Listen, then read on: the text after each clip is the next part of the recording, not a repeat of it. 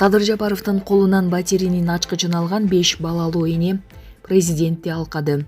12 майда өлкө башчы Садыр Жапаров мамлекеттик ипотекалык компания тарабынан Жалал Абад шаарына салынган Асман Резиденс бир көп кабаттуу турак жай комплексиндеги батирлердин ачкычтарын тапшыруу аземине катышты.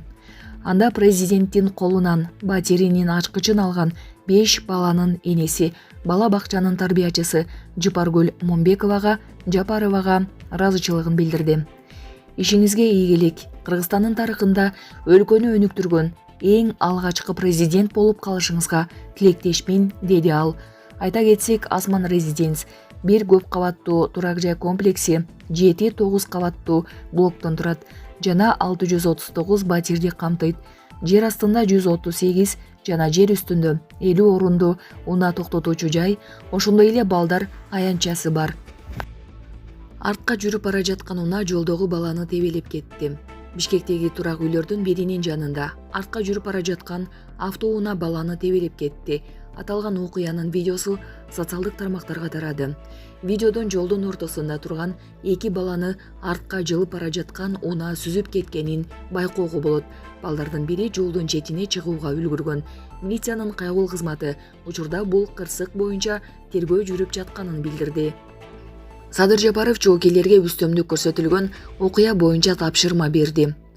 Бүгүн 12 майда президент Садыр Жапаров жоокерлерге көрсөтүлгөн үстөмдүк окуясы боюнча өз тынчсыздануусун билдирип, тапшырмаларды берди.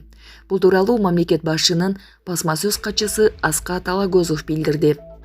Өлкө жетекчилиги күч түзүмдөрүндө мыйзамдуулукту жана тартипти чыңдоо, аскердик кызмат өтөө үчүн тийиштүү шарттарды түзүү, анын кадыр баркын жогорулатуу, жаштарды мекенчилдик жана мамлекетти сыйлоо духунда тарбиялоо саясатын ыраттуу жүргүзүп келет.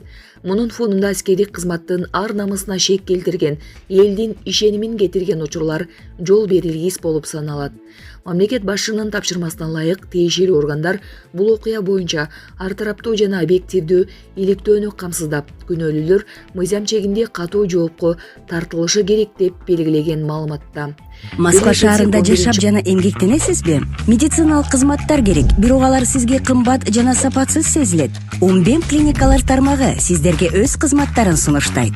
Бүгүнкү күндүн талабына жооп берген заманбап жабдыктар менен кесипкөй дарыгерлер сиздерди күтөт. Бизде сиз стоматолог, тиш дарылоонун бардык түрлөрү, уролог, невролог, лор, терапевт, хирург, окулист, педиатр, УЗИ жана башка дарыгерлердин кеңешин алып дарылануу мүмкүнчүлүгү бар. Умбем клиникалар тармагы бул жогорку сапаттагы медициналык жабдыктар менен камсыз болгон профессионал дарыгерлер. Сиздердин ыңгайлуулук үчүн Умбем клиникаларынын Москва шаары боюнча 3 медициналык борбору иштейт. Өзүңүзгө ыңгайлуу даректи тандап медициналык кызмат алсаңыз болот. Ушул ай ичи бизге келип төмөндөгү кызматтарга арзандатуу менен медициналык кызмат алыңыздар. Ден соолугуңузга кам көрүүнү эртеңкиге калтырбаңыз. Умбем клиник Москва. Майда социалдык тармактарда өлкөнүн аскер бөлүктөрүнүн бириндеги үстөмдүк фактылары чагылдырылган видео тараган. Өзгөчө кырдаалдар министрлиги расмий маалымат таратып, окуя февраль айында орун алганын маалымдаган. Бул арада аскер прокуратурасы кылмыш ишин козгоп, президент өзгөчө кырдаалдар министри Болбек Кажекеевке катуу сөгүш берди. Булак супер кежи. Массалык башаламандык даярдоого шектелип, дагы бир адам кармалды. Чүйдө массалык башаламандык уюштурууга катыштыгы бар делген шектүү кармалды. Бул тууралуу облустук милиция бүгүн 12 майда билдирди.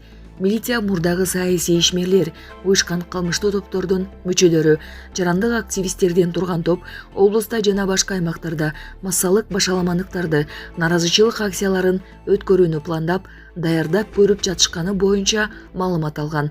Кылмыш иши козголуп, ыкча миликтөөдө аталган топтун активдүү мүчөсү катары 1981-жылы туулган Жаран Темиш жана Ойгон кыргыз кайманаты бар Жалал Абад облусунун тургуну аныкталып, Чүй облустук ички иштер башкармалыгынын тергөө кызматына жеткирилди. Тинтүү иш-чараларын жүрүшүндө далил буюмдар алынып, шектүү убактылуу кармоочу жайга киргизилген. Белгилей кетсек, Чүй облустук ички иштер башкы башкармалыгынын кызматкерлери тарабынан буга чейин да жогорудагы кылмыш иши боюнча 1978-жылы туулган Жалал Абад облусунун тургуну, Ош облусунун 1998-жылы туулган тургуну кармалган. Учурда тергөө иштери уланууда. Путинди Стамбулда күтөм. Зеленский Трамптын билдирүүсүнөн кийин оюн өзгөрттү. АКШнын президенти Дональд Трамп Украинанын лидери Владимир Зеленскийди Орусия менен Стамбулда сүйлөшүүгө токтоосуз макул болууга чакырды. Тиешелүү билдирүү америкалык лидердин социалдык тармактагы баракчасына жарыяланды.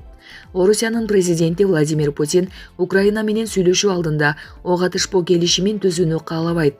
Тескерисинче бейшемби күнү Туркияда жолугуп кан төгүүнү токтотуу мүмкүндүгүн талкуулоону каалайт. Украина буга тез арада макул болушу керек. Жок дегенде алар келишимди ишке ашырууга мүмкүнбү же жокпу аныктай алышат. Эгер андай болбосо Европа лидерлери АКШ абалдын ордун билишет жана ага ылайык иш-аракет кылышат деп билдирди Трамп. Америкалык лидердин билдирүүсүнөн кийин Зеленский Стамбулда Путинди күтөөрүн айтты. Биз эртеңден тарта ок атышууну токтотууну күтөбүз. Бул толук жана узак мөөнөттүү дипломатияны камсыздайт. Өлүмдү улантуунун эч кандай пайдасы жок. Ал эми Путинди бейшемби күнү Туркияда жеке өзүм күтөм. Бул ирет жолугушууга келбей коюуга себеп издебейт деп үмүттөнөм деп жазды Украина президенти социалдык тармактагы баракчасына. Айта кетсек, буга чейин Путин Украина бийлигин Стамбулга сүйлөшүүгө чакырган. Ал эми Киев алгач ок атышууну 30 күнгө токтоткон соң гана тынчтык сүйлөшүүсү орун ала тургандыгын билдирген эле. Кытай орбитага спутниктердин тобун учурду. Кытай жердин электромагниттик таласына байкоо жүргүзүү үчүн Йоган 4002 спутниктер тобун ийгиликтүү учурду. Бул тууралуу Кытайдын Аэрокосмостук илим жана технологиялык корпорациясы билдирди. Учуру 11 майда Шанси провинциясындагы Тайюань космодромунан CZAA ракетасынын жардамы менен ишке ашырылган. Жердин электромагниттик таласына байкоо жүргүзүү үчүн учурулган спутниктердин маалыматтары космостук аба ырайын алдын ала айтууга жана сейсмикалык активдүүлүккө байкоо жүргүзүүгө жардам берет.